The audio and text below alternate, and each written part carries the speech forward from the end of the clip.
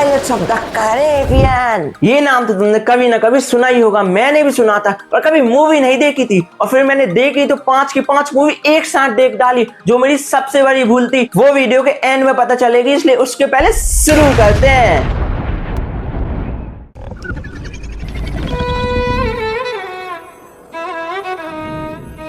तो first movie आई थी 2003 में, the curse of black pearl, जो मुझे सबसे बोरिंग फिल्म लगी बस स्टार्टिंग में, क्योंकि वो एक के बाद एक कैरेक्टर दिखा रहे थे। पर 10 मिनट सर्वाइव करने के बाद पता चला कि इस मूवी की तारीफ ऐसे ही नहीं होती। भाई बहुत बेहतरीन मूवी है, बहुत अच्छी स्टोरी है, बहुत शानदार विजुअल है, और सबसे बेस्ट चीज जो मुझे लगती है वो है बैकग्राउंड म्यूजिक। भाई जब भी बजता है ना, अलग ही एनर्जी महसूस होती है। और फिर मूवी के मिड में जब ह्यूमन स्केलेटन में ट्रांसफॉर्म होते हैं, वो सीन देखकर तो भाई ऐसा लगता है कोई ऐसा कैसे बना सकता है यार, इतना क्लियर। और भाई बाकी की मूवी कह रहा है यहाँ डार्कनेस भी नहीं हुई है कि भाई दिख ही नहीं रहा है, साफ साफ दिखता है ट्रांसफॉर्मेशन। और फिर रीजन भी समझ आता है भाई ये क्यों बन रहे हैं स्केलेटन, ऐसे कुछ भी विजुअल्स के लिए नहीं दिखाया है। और फिर लास्ट फाइट में अंग्रेजों को हड्डी सेना से पिटते देखने में बहुत मजा आता है भाई, क्योंकि वहां बहुत सारी कॉमेडी है। और फिर विदेशी मूवी की सबसे बड़ी प्रॉब्लम, इसके बिना विदेशी मूवी कंप्लीट हो ही नहीं सकती। फिर दूसरी मूवी आई 2006 में, डेड मैन चेस्ट, जिसमें मुझे सबसे बेस्ट तो विलन लगा भाई ये ऑक्टोपस की शकल वाला महाजंतु। और इसके साथ जो मॉन्स्टर था ना ऑक्टोपस जैसा,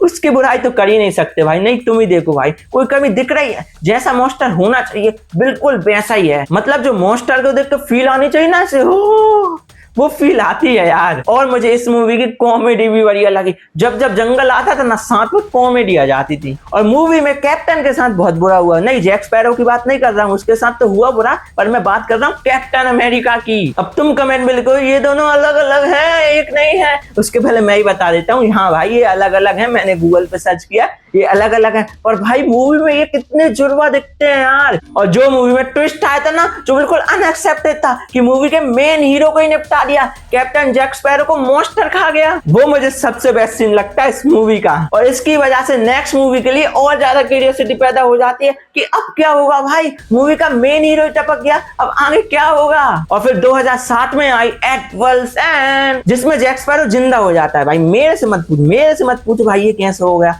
मैं खुद परेशान हूँ, मुझे खुद समझ नहीं आया ये हुआ कैसे। मुझसे खुद ये मैजिक नहीं पच रहा था, इसलिए मैंने चैट जीपीटी से पूछा, जब भी मुझे आधा ही समझ आया। और तुम पढ़ लो भाई, तुम्हें समझ आ जाएगा, तुम होशियार हो ना यार। और फिर इस मूवी ने उनने उस मॉन्स्टर को भी मार दिया जिसकी मैंने तारीफ की थी, और बताया भी नहीं भाई मारते हुए, सिर्फ ऐसे दिखा दिया कि वो पड़ा है, निपट गया। इसलिए भाई मुझे मजा ही नहीं आया मूवी में। मूवी बुरी नहीं थी, एंड बहुत अच्छा हुआ है इसका, पर भाई ये शुरुआत में इन्हें ये कर दिया ना तो मेरा वैसे ही भेजा खराब हो गया। पर कुछ चीजें मुझे इस मूवी की बहुत अच्छी लगी, जैसे महाजंतु का फेस रिवील और उसकी कहानी बढ़िया थी, और जैक स्पैरो का पानी वाला वर्जन अच्छा था, उसके VFX कमाल लग रहे थे। और जब ये जादूगरनी बड़ी होती है वहां भी कमाल कर दिया भाई, क्या प्रेजेंटेशन था, मजा आ गया। और फिर लास्ट वाली वॉर तो थी बढ़िया भाई, समुद्र के बीच में पानी घुमा घुमाई कर रहा है और उसी में लड़ाई हो रही है भाई, मजा आ गया। इसके बाद 2011 में आई ऑन स्ट्रेंजर थिंग। अरे भाई मैं कहां चला जाता हूँ यार, ऑन स्ट्रेंजर टाइड। तो ये मूवी में शुरुआत से ही सिर्फ एक ही चीज देखने को देख रहा था, वो है जलपरियां,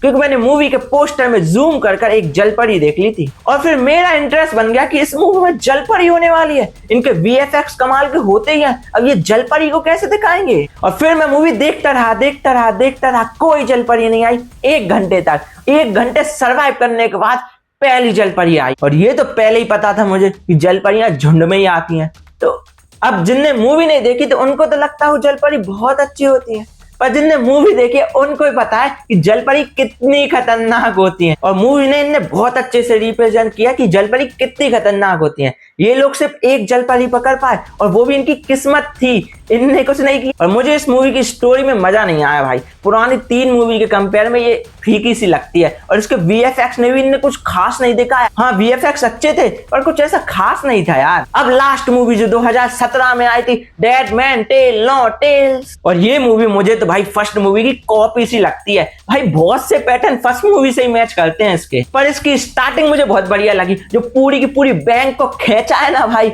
वो मजा आ गया वो विजुअल देखने में। और इस मूवी का क्या, इस सीरीज का बेस्ट सीन इसी मूवी में है, ये कैप्टन का हेड कटने वाला। भाई इसमें क्या कैमरा घुमाते हैं, मुझे तो भाई समझ ही नहीं आता इनने ये कैसे शूट किया, ये कैसे बनाया। भाई सबसे बेस्ट लगता है ये मुझे। और जैक स्पैरो की जो यंग वाली कहानी है वो भी बहुत बढ़िया लगती है। और मरी हुई शार्क के वीएफएक्स तो कमाल ही है। और अंतिम लड़ाई मुझे बहुत बढ़िया लगी, पर इस ट्राइडेंट का डिजाइन देख के तो भाई।